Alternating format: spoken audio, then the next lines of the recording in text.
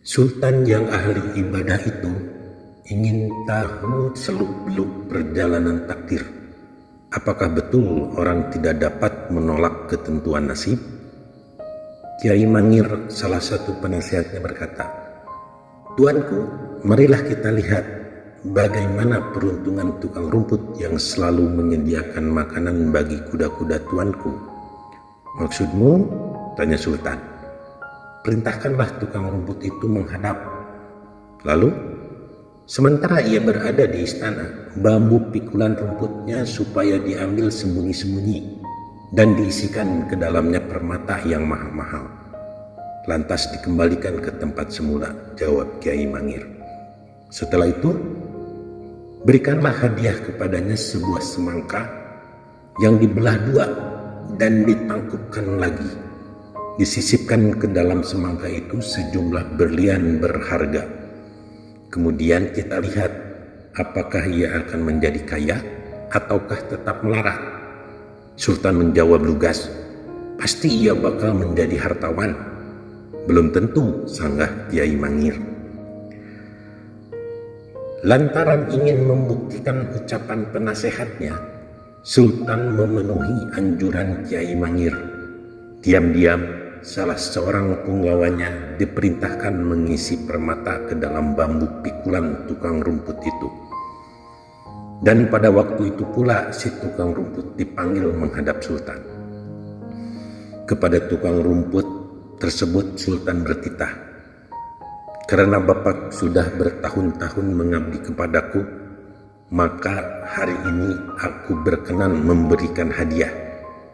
Dengan hati berdebar-debar, tukang rumput menunggu. Apa gerangan hadiah yang bakal diberikan oleh Sultan?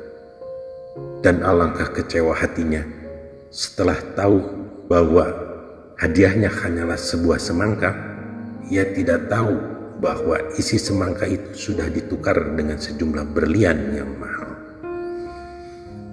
Tukang rumput itu keluar dari istana sambil mengomel, "Dasar Sultan kikir, mengabdi bertahun-tahun cuma diberi hadiah semangka.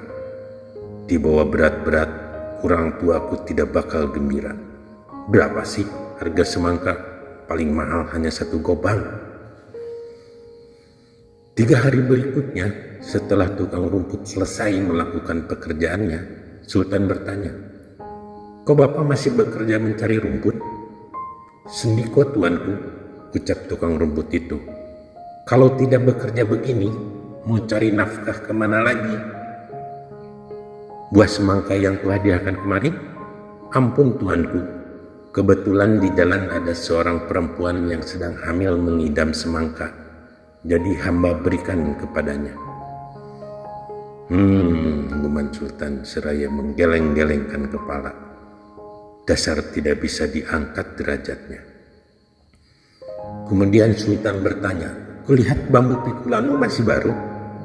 "Betul tuanku, karena bambu pikulan yang lama sudah rapuh, jadi hamba tukar dengan kepunyaan seorang pengembala kambing.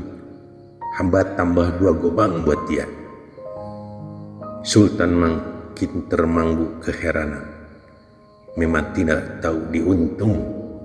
Sebelum diizinkan pulang, tukang rumput itu diberi tugas untuk mengantarkan surat kepada seorang kepala kampung di sebuah desa terpencil yang terletak pada lereng gunung. Ongkosnya hanya diberi 4 gobang, yang jelas tidak sebanding dengan tenaga yang diperlukan untuk menempuh perjalanan ke sana. Maka sambil melangkah gontai, ia berkeluh kesah sepanjang jalan. Kemurungan itu diperhatikan oleh seorang pengemis yang berjalan terpincang-pincang.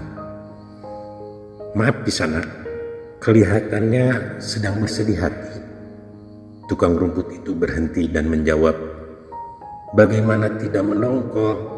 Masa Sultan menyuruh saya mengantarkan surat untuk kepala desa Siraja hanya diberi ongkos 5 gobang?" "Kebetulan di sana," ucap si pengemis. "Saya bermaksud mau ke desa Siraja. Ada sesuatu keperluan penting." Alangkah gembiranya hati tukang rumput itu. Ia memberikan surat Sultan kepada si pengemis. sekalian ongkosnya supaya disampaikan kepada kepala desa Siraja. 3 hari kemudian, saat giliran tukang rumput itu memberi makan kuda-kuda sultan, ia dipanggil menghadap ke balairung istana. Di tempat itu ia tidak sendirian. Di hadapan sultan ada pengembala kambing, perempuan hamil, dan si pengemis pincang yang ganjilnya berdampingan dengan seorang gadis yang amat cantik. Sultan lalu bertitah, "Apa keperluanmu, pengembala?" Anak itu menjawab, "Saya menukarkan bambu pikulan saya dengan milik tukang rumput itu untuk mendapatkan uang 2 gobang. Ternyata di dalamnya berisi permata yang mahal-mahal.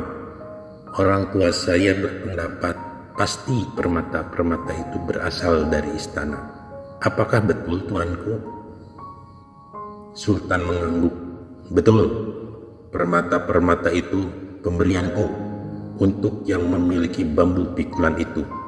Karena bambu pikulan tersebut sekarang menjadi kepunyaanmu, maka permata-permata itu juga menjadi milikmu." Si tukang rumput tersentak.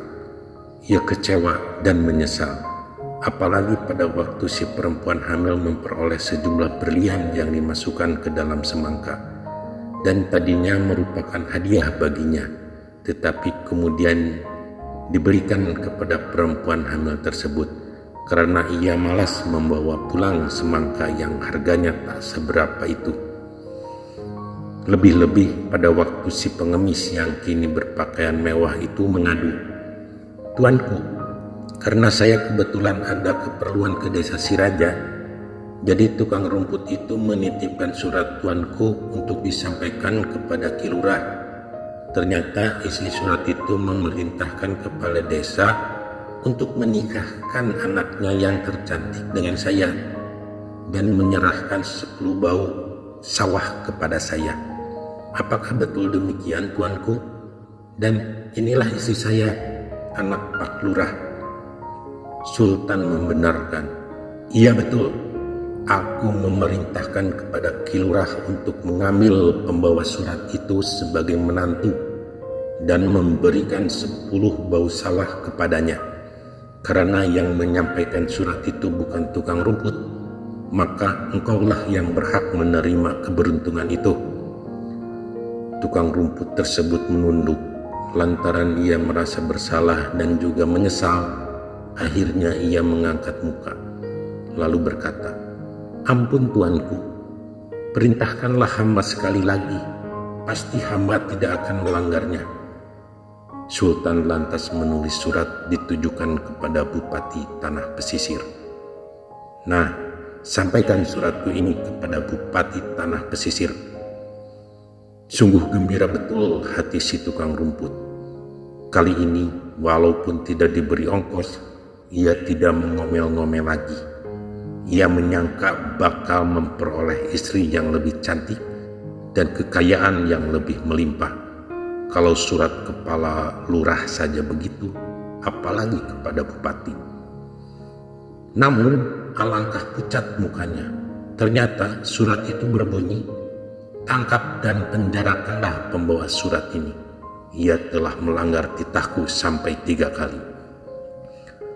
Maka oleh bupati, tukang rumput itu ditangkap dan diganjar hukuman penjara selama 3 tahun.